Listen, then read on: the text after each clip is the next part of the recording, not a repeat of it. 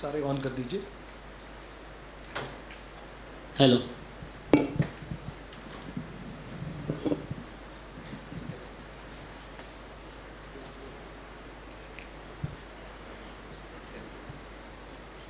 So, namaskar to all of you once more. The theme of the event is role of development sector in Viksit Bharat. The speakers previous to me have given enough insights about what is Viksit Bharat and what is development sector. So I am not really getting into upon discussing that and once again repeating the same. I would like to go straight into our discussions. So all of you have great passion in seva, and that's why you are leading your organization in those directions. What we want to know from you, let me just give overall idea first. That we have about 45 minutes. We will have 3 rounds of possibly questions, and then we will have 1 round with the audience. And I think we have time-wise we are sufficient time in terms of discussions. So I would like to first have one first round with all of you, where you can talk about what are the 3 most important areas of development sector where maximum effort is required for us to achieve dream of Viksit Bharat. So we can start with Abhishek ji. Your thoughts? Good morning and Suprabhatam. Thank you very much for the opportunity to be here today. It's very inspiring to be amongst the leadership and volunteers and Karyakarta of Seva Sayog, because the immense effort and work that is being done, and this has been done for the last 15 years, not recent, not just when present circumstances have arisen, is deeply inspiring. I believe, before I answer that question directly, that India, Bharat, is a unique civilization. And it's a unique civilization because our civilization rests on a trifecta. We of course know the trifecta of Brahma, Vishnu and Mahesh. But the trifecta which our culture or civilization is based on is a trifecta of Shakti. What do I mean by this? I mean, and we are all familiar with the term SME, which in the present economic context or business context is used to refer to small and medium enterprises. But I believe that our culture is also on the basis of SME Shakti. What do I mean? S for service, service की शक्ति, सेवा की शक्ति. M, military की शक्ति, मतलब जो हमारे दुश्मनों से लड़ने की, हमारे को गवर्न करने की शक्ति. और तीसरी है economic शक्ति, जो बिजनेस की अर्थ इकट्ठा करने की शक्ति. और हमारे सिविलाइजेशन एकमात्र सिविलाइजेशन है, मुझे लगता है पूरे विश्व में, जो इन 3 शक्तियों को जोड़कर इनका कारण एक दूसरे से लिंक करता है. इकोनॉमिक शक्ति किस लिए? इकोनॉमिक शक्ति इसलिए नहीं कि हम जो इकोनॉमिक शक्ति इकट्ठी कर सकता है उसके केवल शौक के लिए या उसके केवल पर्सनल कंजम्पशन के लिए. इकोनॉमिक शक्ति इसलिए कि सेवा हो सके. सेवा किस लिए? सेवा इसलिए क्योंकि जो कुछ कारणों से पिछड़े हुए हैं, जिनके पास अपॉर्चुनिटीज़ कम है, उनकी कोई कैपेबिलिटीज़ कम नहीं पर अपॉर्चुनिटीज़ कम हैं, उनको इक्विवेलेंट अपॉर्चुनिटीज़ मिल सके. ये जो दुनिया में होता है कि you should have some preference in one form or the other because someone is disadvantaged. हम उसको सेवा के थ्रू फुलफिल करते हैं, क्योंकि the disadvantage may be for various reasons, पर उसको पूर्ण करने के लिए किसी को कमी नहीं होनी चाहिए. जिनकी कमी है उनको प्रोत्साहन मिलना चाहिए. एंड मिलिट्री शक्ति इसलिए क्योंकि स्ट्रॉन्ग बॉर्डर्स के बिना, स्ट्रॉन्ग गवर्नेंस के बिना बाकी दोनों शक्तियां चल नहीं सकती.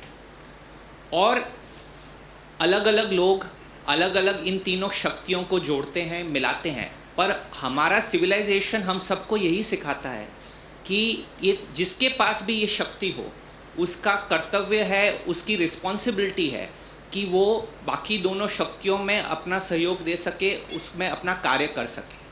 और यही कारण है, जैसा आशीष चौहान जी ने बताया, कि 2,500 या 3,000 डॉलर्स पर कैपिटा की इनकम होने के बावजूद भारत में जो ट्रस्ट है वो एक यूनिक ट्रस्ट है। उन्होंने सारे आंकड़े दिए।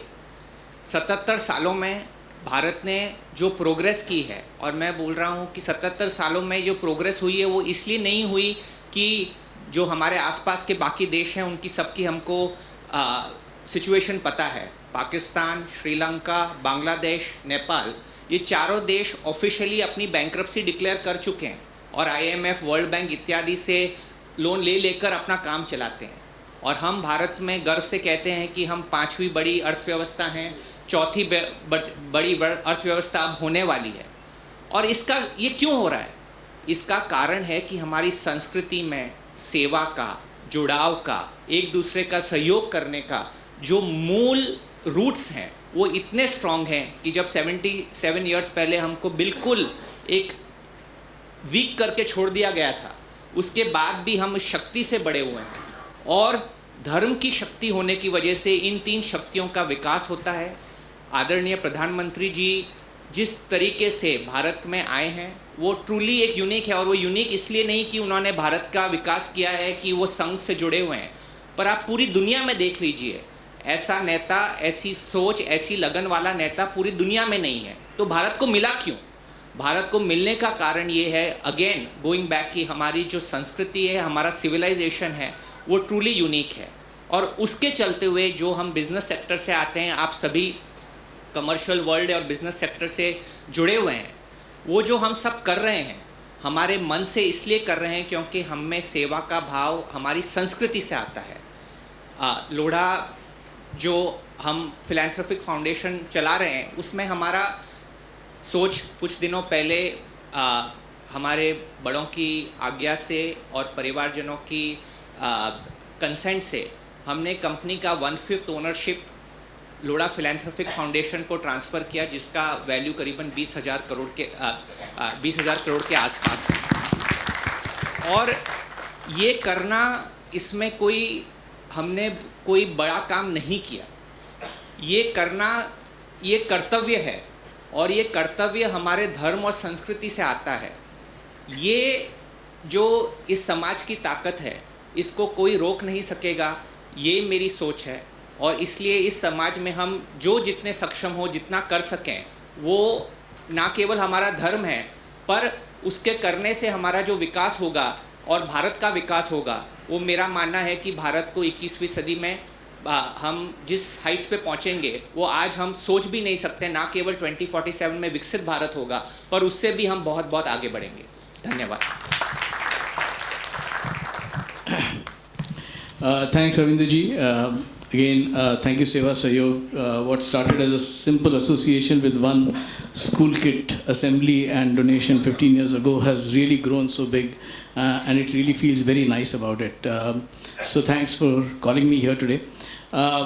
And not forgetting my corporate and consultant hat.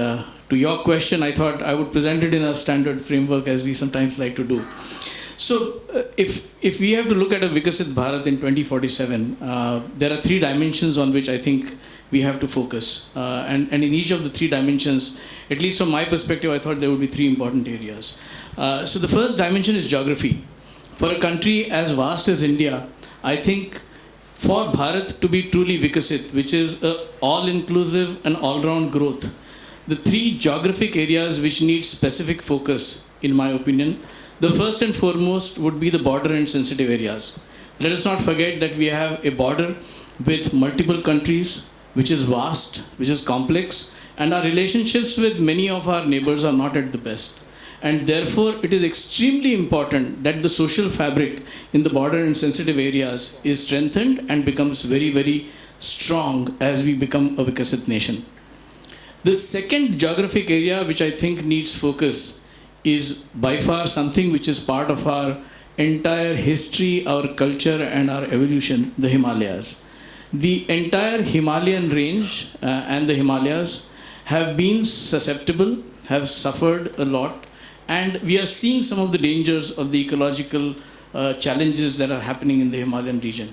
So therefore, for Bharat to continue to have that shield, which is our biggest shield from the north, I think a special focus for the Himalayan region is required. The third aspect, and that is something which the government has taken the first step in an absolutely correct way, is identification of, as we call, the aspirational districts.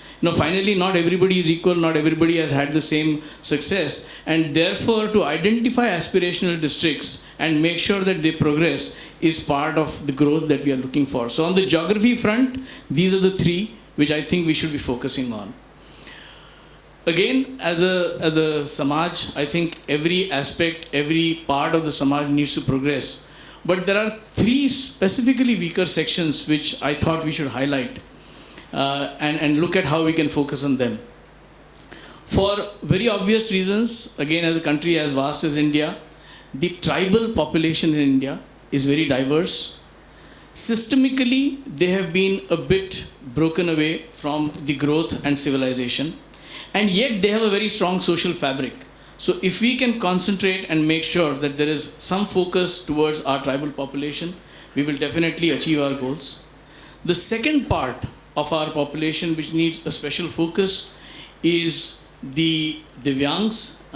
Even today, with all the efforts that are being made, the access to basic healthcare, to basic education, to even basic civil and civic amenities is poor. And I think therefore, for a country to be calling itself Viksit, we have to be focusing on the Divyangs. And the last, and I know it's a slightly touchy topic, sometimes not spoken about very openly, but it's a very small segment today. One statistic which we just got to know tells us that we don't even know how small or real it is a section like the transgenders. There is a card which the Bharat Sarkar started recently, which is very important because the transgender population needs specific medical care. Now, it will shock you that, the official population is only 5 lakhs as per the census, which we believe is a low number. But the number of people who have that card is not even 5,000. So again, if we have to look at every section of society, then 3 sections which I thought we should be looking at is these. Finally, coming to domains, and there are 8 domains as got defined in the CSR Act, and therefore every corporate and every organization has looked at each of these domains, but 3 which resonate the best with me when we are looking at a Viksit Bharat. The first is skill-based education, and I think that is something which is important because for a population as large as ours, where we are not just talking of employability, but also the ability to do something, not necessarily because somebody employs you, but because you can generate your own employment. I think skill-based education is extremely important. The second aspect, and there is some statistic which I thought was very revealing when I was just preparing for this meeting. 65% of our population is still living in rural India. Not more than 1/3 of that population has any access to anything other than agriculture. That agriculture for about 70% people is less than 2 acres of land, and more than 1/3 of those people are tilling land which they don't own. So we are talking of a massive requirement to create what I would call rural and again livelihood focused initiatives. So to me, the second area that all of us should focus on would be that. And the third pillar for a Viksit Bharat comes naturally from the fact that I think, all of us know that when we talk about our grandparents and maybe the generation before that, crossing 60 was a big milestone. Shashtabdi Purti used to be a big celebration in Maharashtrian households. I would shudder to think of that because I will turn 60 in a year or two. And longevity, which is now a given because I think medical care has become good, but I think the affordability and the well-being is something which we should focus on. The fact that we are all going to probably live much longer, but we will still need access to good healthcare. I think overall healthcare is the third subject. So in that 3x3 matrix, these were the areas which I think the society should focus on. There is one issue, and I will leave this to this audience, to today's debate, and to many more such debates, is that as much as we have a tradition, as Ashish also mentioned, as has been alluded to, as Lodhaji has demonstrated personally, of giving, corporate India got nudged into this because of a law. I think that is something which we have to accept as a reality, that we got nudged into it because of the 2% requirement. The same way, I think this represents one stumbling block, especially in the goals that I am looking for. A lot of corporates today want the work to happen in their vicinity, in places where they can volunteer, etc. But that inherently poses a challenge, especially when you're looking at a country as vast as India, where, nobody will ever have a corporate office in Tripura, I guess, for many years to come. But how do you still ensure that there is development happening there? So I think we all have to think on these things, but I think inclusivity in all these angles will be what should drive us. I think wonderful. You have touched upon certain, some of them are actually underbellies of our country, which you have touched upon, which nobody looks at. So thank you very much. Murthy ji. Thanks to Seva Sahyog. We both started at the same time, Atul ji and myself, when we relocated back from US in 2007, when both Seva Sahyog and Youth for Seva started. And we have been co-travelers. A lot of programs are similar what we are doing. Coming to Viksit Bharat, I think a lot of mainstream discourse is around economic growth. Because the numbers we hear, $5 trillion or $30 trillion by 2047. And in any society, if you see, the two victims of purely economic growth is, first one is the social equity, that the rich-poor divide and the social inequities will grow rapidly, which is a reality and we have to accept that. And second victim of purely economic growth is the culture itself, values and culture. So these two are something we must keep in mind, and I'm really happy that in this audience and the speakers, all of them are emphasizing on the culture element of it. So keeping this in background, I think the three areas where we need to focus, in my opinion, first and foremost is the quality of education in government schools. Because more than half the children population still goes to government schools in the country. And anybody who has worked with government schools know how pathetic the learning levels are. Well, there is some talk about the infrastructure and everything, the learning levels are still extremely poor. And the disparity between the private schools and government schools is really starking.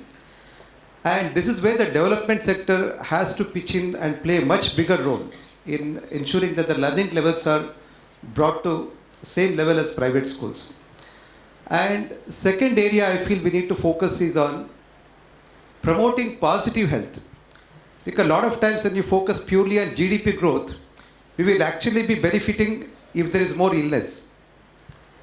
Because the nexus between pharma companies, corporate hospitals and insurance companies, these three will always skyrocket the prices. And it adds to GDP. So if you really want to hit the target, then that's a route to go. But I think as a society, we can't afford to take that route. Because we have seen at the grassroots level, many families are pushed into poverty just with one hospitalization. They're okay otherwise with low middle class families, with their income they can manage. One hospitalization and the entire family is pushed into poverty. So how do we address this? I think a lot more emphasis has to be on the promotion of lifestyle, positive health. And one of the challenges with CSR is that they want impact. I can clearly show you the impact if I run a hospital, how many patients came and how many I treated. But if I run a yoga class, it's very difficult to show the impact, how many I have prevented. So we need to come up with parameters, how do we show impact in the preventive approach? And also ensure that everybody gets access to healthcare, as Mrugavji said. See, one of the realities is that we all are going to live longer, average, but not necessarily that we will live healthy. So that's the dark side of it. While we neither die early nor live healthy. Right? In this situation, promotion of positive health, lifestyle and nutrition, a lot more emphasis has to be given in this domain, I feel. And thirdly, about culture itself. What development organizations can do, what CSR organizations can do. Because as I said, invariably as the economic strength increases in the communities, in the villages, we have seen, with mobile and some income, the values will go down. the degeneration of family values, degeneration of community values, and a sense of interdependence in the community. We all tend to become more individualistic, more independent. But the beauty of community is interdependence. Beauty of family is interdependence. So how do we nurture the values and culture in the society? And I went through, in fact, some of the foundations which actually invest in culture promotion. Most of them are investing in museums. We have to understand that we are not Egyptian culture. Ours is a living culture. So it's not the museums that will preserve our culture.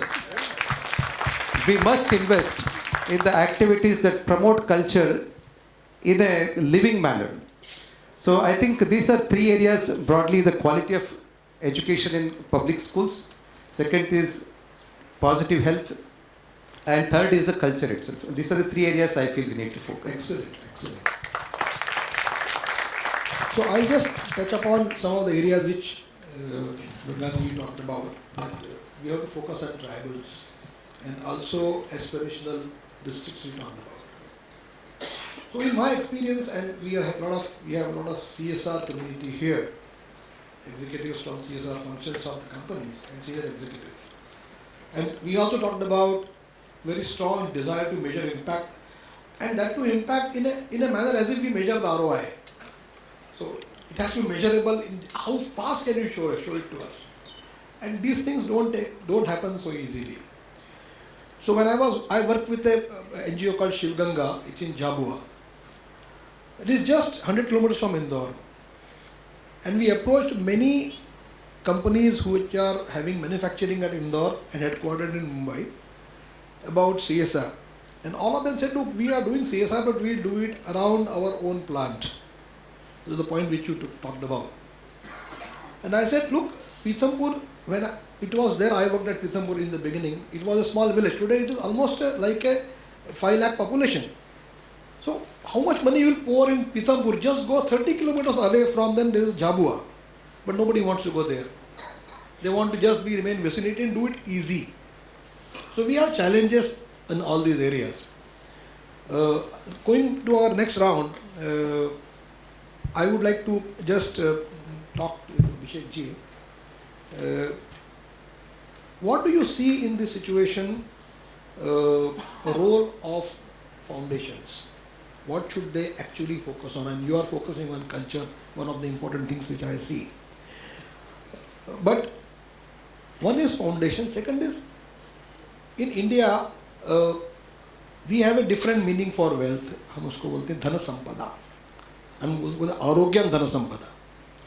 So what is the purpose of wealth creation? Because many people today in India are HNIs, and the number is increasing. What is the purpose? Is it what to do with the wealth? What is your thought and your foundation thought on that?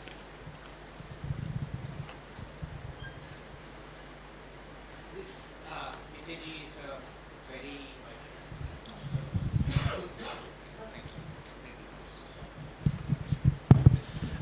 मिठे जी, जो आपने सवाल उठाया कि संपत्ति का purpose क्या है, आई थिंक हमारे संस्कृति में इसके बारे में बहुत क्लैरिटी है, उसमें कोई कन्फ्यूजन है नहीं. संपत्ति is a means to an end, and the end can only be the development of the soul, the development of your society, and the development of the nation. There cannot be any other end. And I don't think there is any confusion on this. The problem we have faced in the last 75 or maybe even 300 plus years, we have gone through various times where our Sanskriti has been subjugated or not propounded with the clarity that is needed.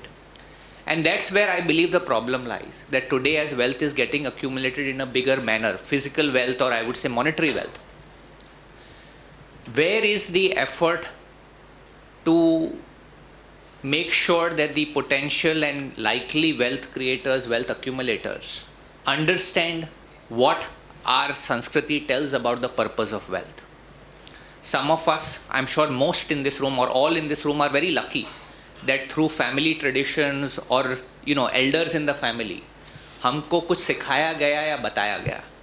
परंतु अगर आप सोचें कि जो vast majority of हमारा समाज है उसमें हमारे लाइफ का क्या पर्पस है, वो जैसे अभी डिस्कस किया गया कि भाई इकोनॉमिक ग्रोथ का मेजरेबल कोई आउटकम है, हमारी इतनी जीडीपी हो जाएगी या इतनी जीडीपी पर कैपिटा हो जाएगी, तो सबका फोकस उसकी तरफ जाता है।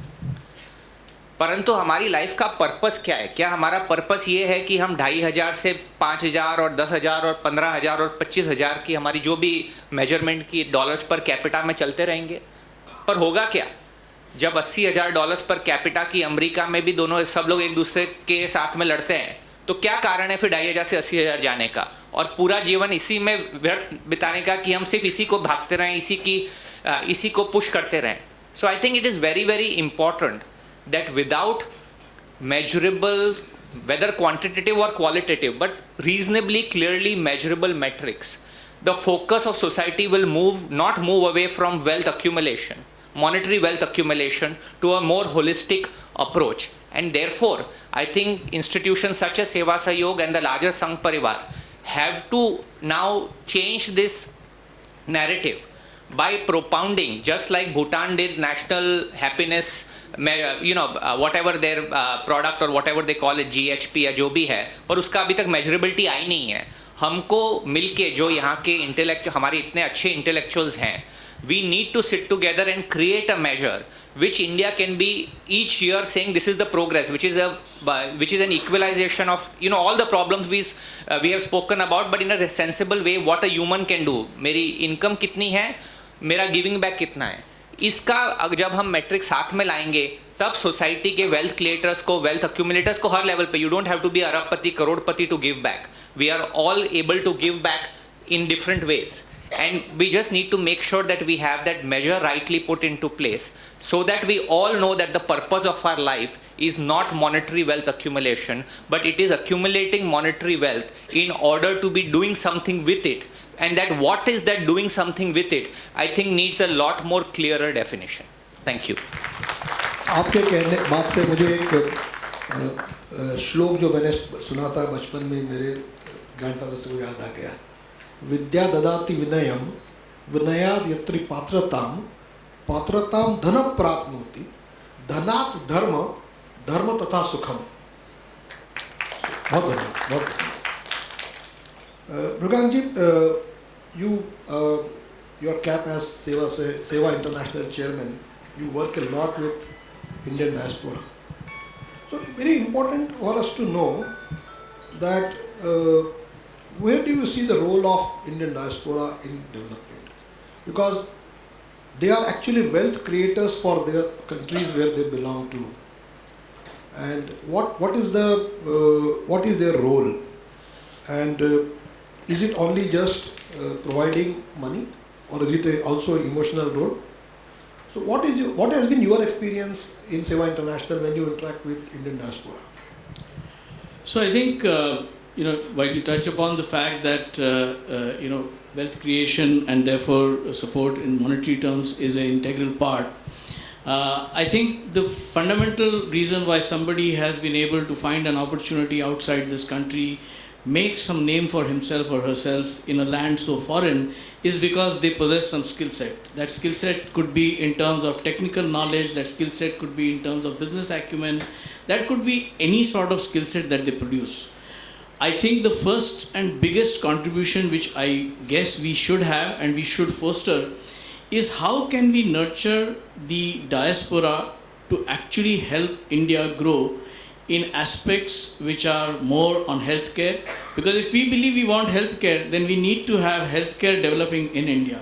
If we think we want to have our labor force to be better skilled, we need to have that being done. But for that, we need the diaspora who's done this very efficiently. And I'll take one example, say, of software.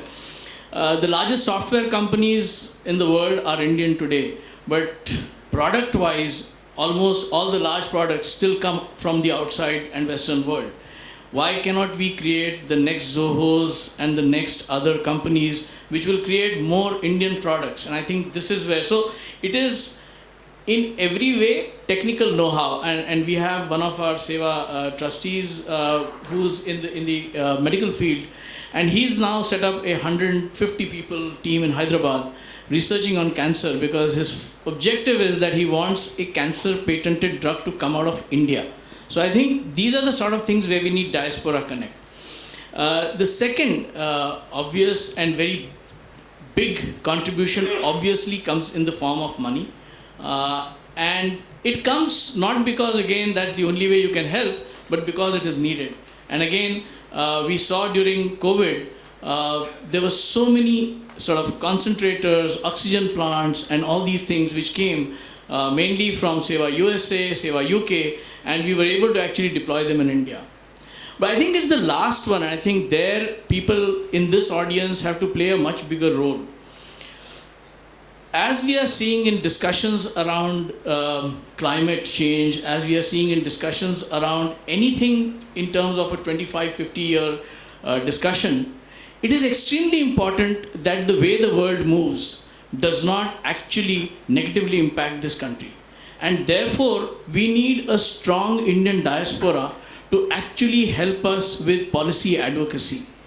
The fact is that we do not want a climate change regulation which will be anti-India or anti-developing countries.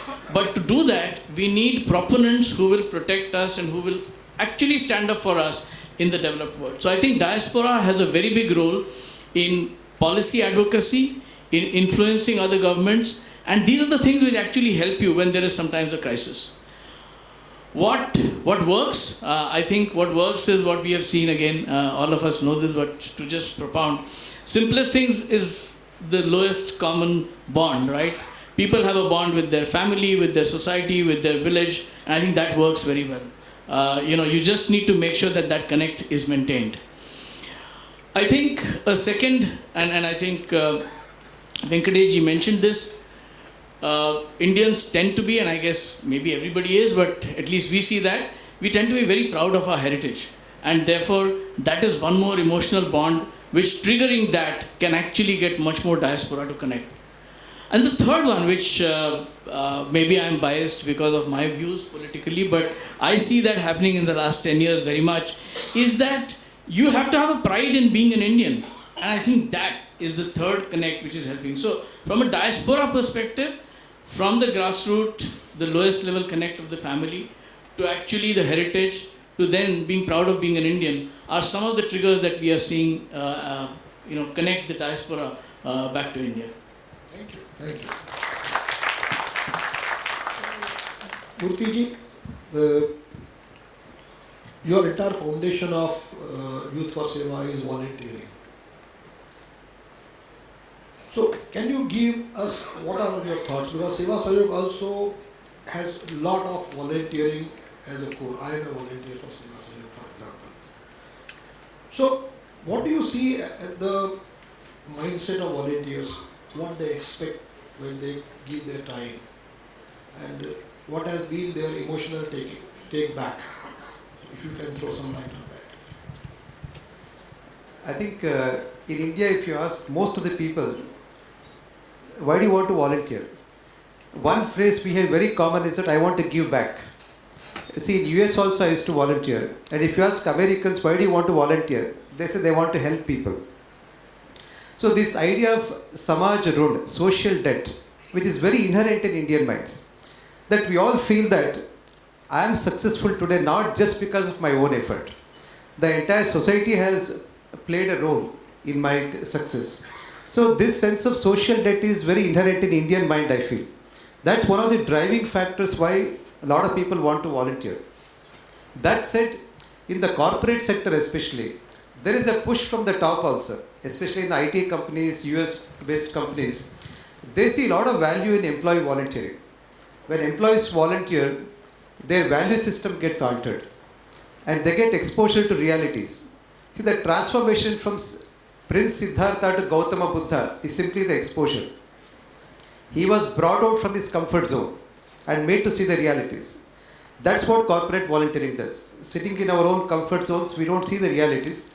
So many companies have even set their KPIs that so many percentage of employees must volunteer in your teams. So that also is pushing many people to volunteer. But the mindset, people come with different mindsets. Some people are highly motivated and some are coming just because it's a KPI, they need to do it. But whatever be the starting point, I think the exposure really transforms people once they're exposed to the realities. Many have become long-term volunteers, what started as a forced volunteering first. And I think it's a journey where it's still, I feel, Indian companies are not yet in the game. This culture of pushing employee volunteering is still more with American companies, except Tata's, because we work with Tata's also. They have a very strong emphasis on employee volunteering. More and more Indian companies have to get into this activity of promoting employee volunteering and designing more structured volunteering programs for them. Organizations like Seva Sahyog, Youth for Seva, we all can play a role in that. So, and that's the mindset, I would say, right now, with which they are coming. One of the key reasons why employees must volunteer or companies must promote employee volunteering is the idea of inequity I talked about. See, the growth in capitalism is going to create inequities and we have to accept, as I said. And the only solution for that is bring some element of nobility and compassion in the elite group. Elite group will be there, who will be more privileged, who can afford more, but if they can become more seva minded, if they can become compassionate, I think creating this noble elite, compassionate elite, is one of the important reasons why we all must promote employee volunteering. Thank you very much. I know we have a time limit and Abhishek ji has to leave for next engagement. I think but we still have time for question and answers with audience. So I will just help.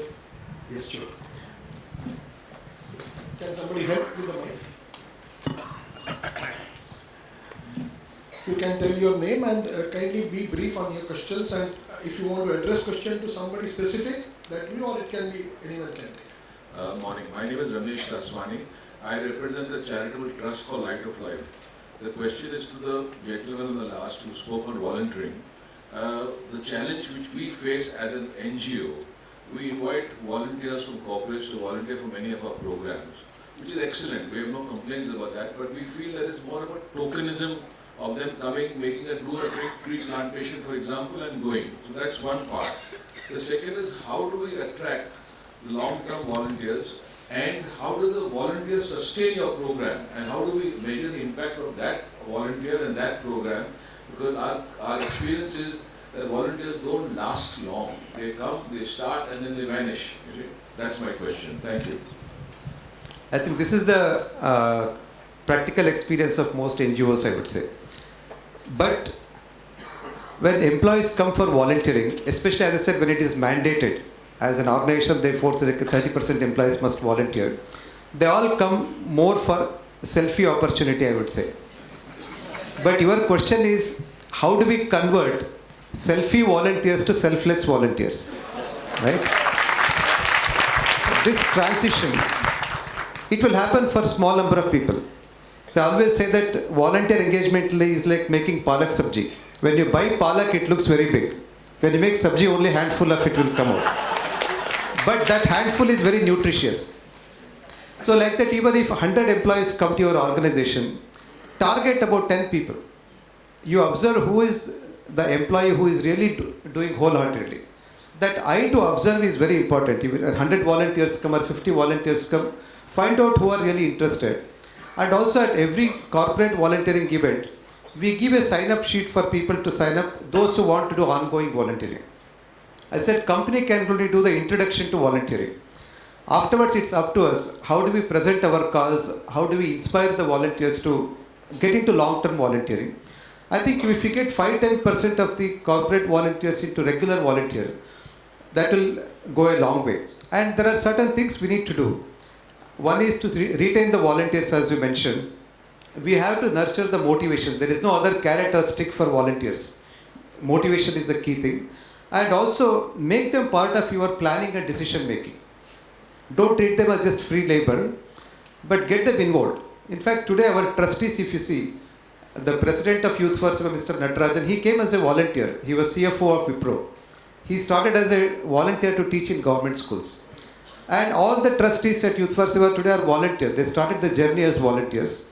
So having regular sessions, reflection sessions especially with volunteers to understand their experience and the lessons they learned, and are they interested in doing something different, constant engagement, and especially planning exercise. So when we do planning session in Bangalore for Youth for Seva, we have 100 people team involved in planning, which looks very ridiculous in corporate sector. 100 people sitting and doing annual plan. But the more and more volunteers you involve in planning, more ownership they develop. I think these are some of the things definitely we can discuss offline for a little more detailed engagement. Thank you. Just to add to you, what you are telling 100 volunteers, in Seva Sahyog we do an event called Urja, where all volunteers who are regular plus employees, we come together for 2 days, once in a year. We are going to, in February, we are going to do that.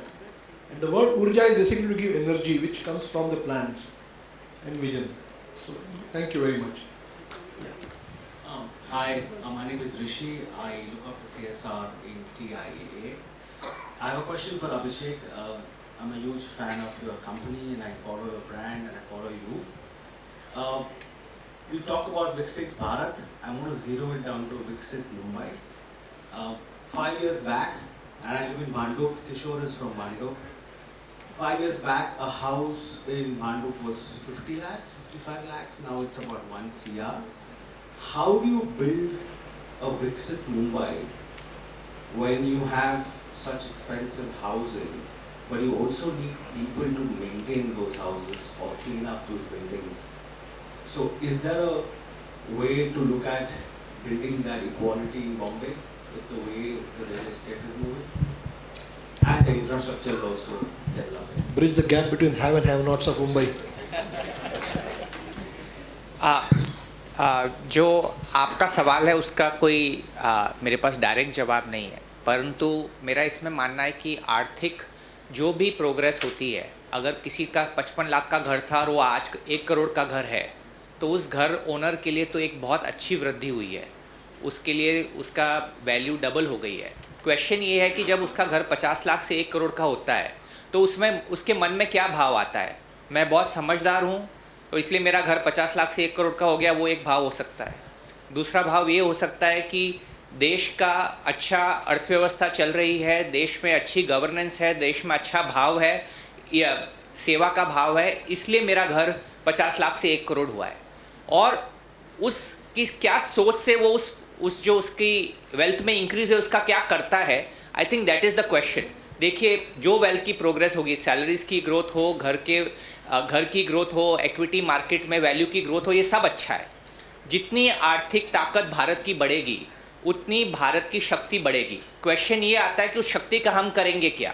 सिर्फ स्वयं के भोग के लिए use करेंगे या समाज के जो कम भाग्यशाली हैं उनको उनकी मदद में उनकी शक्ति बढ़ाने में यूज़ करें? So I think all kinds of economic growth, economic development should be seen positively. अगर 50 लाख से 1 करोड़ हुआ है, बहुत अच्छा उनके लिए जिन्होंने 50 लाख का घर खरीदा। अब क्वेश्चन ये आता है कि हम उनके मन में भाव कैसे लाएं कि जो उनको गुड फॉर्च्यून हुआ है उससे कुछ अच्छा कर सकें।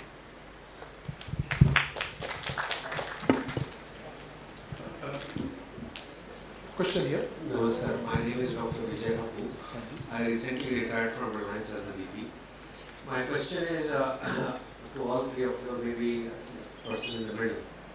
A lot of discussions have happened which are probably abstract in nature, seva, viewpoints, etc.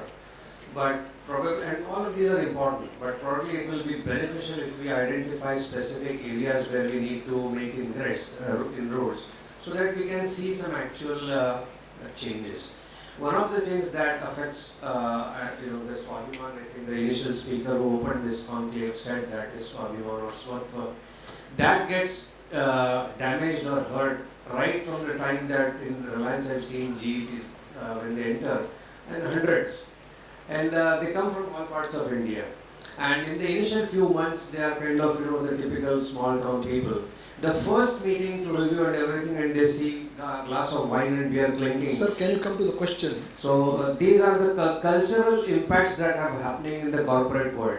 And the other thing that happens is the media communications that happen in large corporates. I can speak from large corporate experiences. I have no experience in other companies. The entire imagery and everything is non-Indian. So if we can identify HR and other institutes, media communication institutes, which create these imageries and everything, that will be one of the first steps that we can identify and make inroads. So in all our areas, if we can, for example, nobody these days talks about, greets each other with namaskar. Or, even the lighting of the lamp, they light the lamp with the shoes on. So some of these things are slowly getting eroded. So some of these things, how we can address it to bring Swatva in corporate world may be helpful. Thank you. Sattva in corporate world. So I think, especially the corporate world, just goes by example.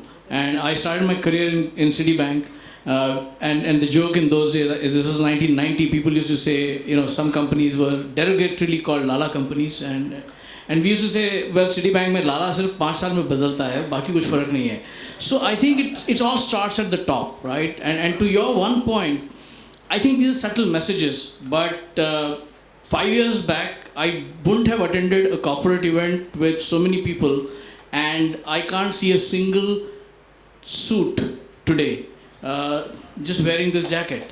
It's a signal from the top. We got it from somebody which we all respect, and I think hats off to that man to get that done, right? But I think these are the signalings. Today, the fact that nobody has any qualms lighting a lamp for the inaugural of even an international festival is the beginning. Well, I think in 5 years we'll teach them that you should also take your shoes off. So I think it starts from the top, and as long as the man at the top believes in it, I think it will happen. Change is not easy, but I think that's the only way to go. Just one point to add to that. Recently, PwC inaugurated their Gurukul. Their training center in Hyderabad is named Gurukul. And the entire ambience, if you walk into that, it's big banyan tree, the artificial tree, but the look and feel is completely like traditional Gurukul. And all these shlokas from Chanakya, Bhagavad Gita, everything, this is in PwC, a multinational company. I think the change is visible, and we are on that track of seeing that Swatva. And also, another important change I am seeing is that a lot of corporate employees, they want to do something for their village. We have a program called Swagram, My Village. I think that also we are seeing the trend, that I want to get connected back to my village, do something for my village. So I think those are the trends definitely we can't miss. Thank you. Yeah, yours the last question, please. My name is Vasant Gujarati. I am the Executive Council member of the Seva Sahyog. Also ex-PwC partner. I served PwC more than 37 years. I know the culture, what you are talking about. He was also there. My question to Venkatesh specifically, we have talked about the education.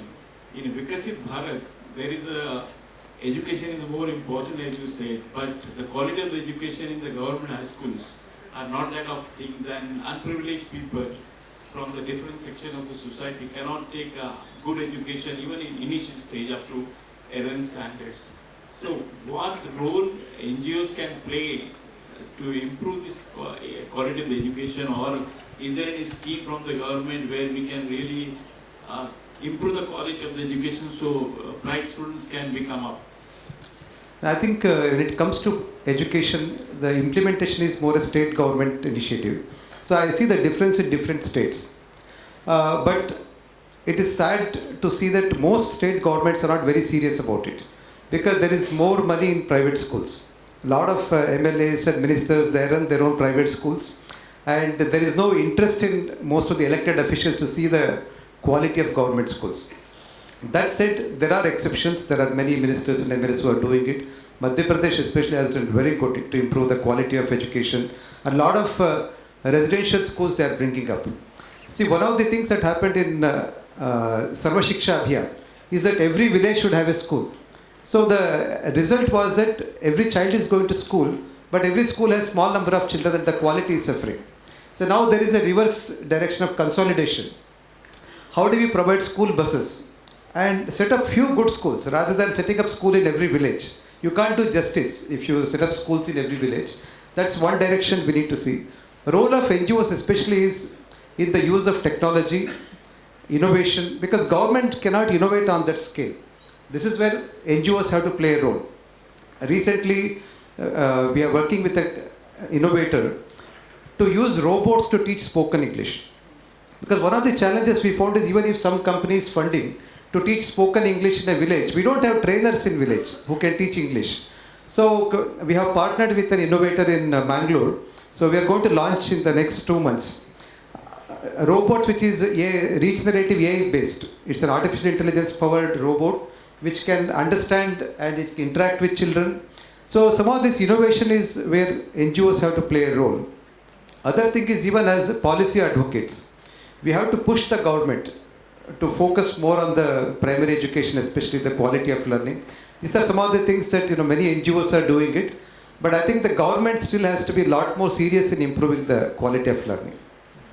Create a really young generation. This is a more important aspect of the. Yes, we all realize that. I think we are reaching our time. I'm sorry, we will have to. Just one. Okay. I'm Aishwarya Kulkarni from the Asana Foundation. I understand the time limitation, but entrepreneurship, which is nano entrepreneurship, traditional nano entrepreneurship, taking few keywords from the discussion that panel had, which is skill-based learning or which is enterprise or economic contribution. I would like to understand from the panel's view on how do you see organization as a volunteer to support the development of entrepreneurship in the country?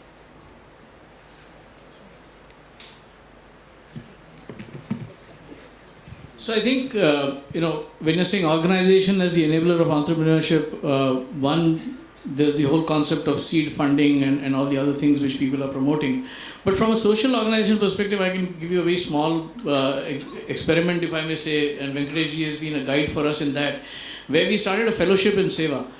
We now induct about 30 fellows every year, and the objective is that we try in the induction program to see that we take people who don't come back saying that we want to take a job after we finish the fellowship. And our objective there is to find out people who will go back to the rural areas and people who will go back and do some entrepreneurship. Very happy that in our first batch which passed out of 30 people, about 8 people are either entrepreneurs or they have started their own NGOs. So I think finally we'll have to find different experiments, different ways to see how we can actually seed entrepreneurship. No one glove fits all. I think the one good thing which has happened from the time when I started my corporate career to today is that capital is no longer the constraint. In a country like India, when we started in the 90s, capital was not available. Today an entrepreneur will get capital. So I think that is one big benefit that I see. But I think everything else will have to be society working together. Thank you so much. I think, thank you very much. And as I see the entire discussions, we started from Tri-Star SME and we covered which are the important geographies we need to cover. We took that tribal, Divyang and transgenders, skill-based education at rural area, healthcare, values and culture. We talked about a national index for giving, wealth giving, which you talked about.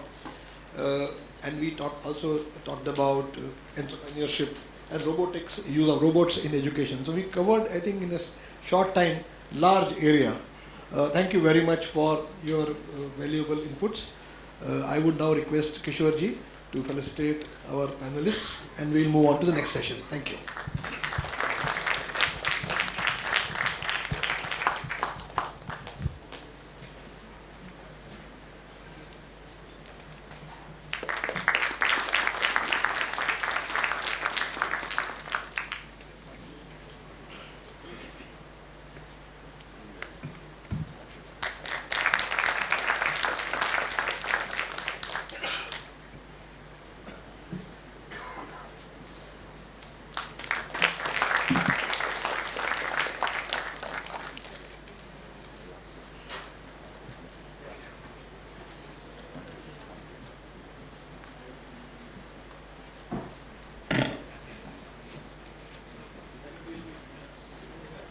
Thank you, Abhishek ji, Mrugang ji, and Venkatesh ji. Ravi ji, thank you very much.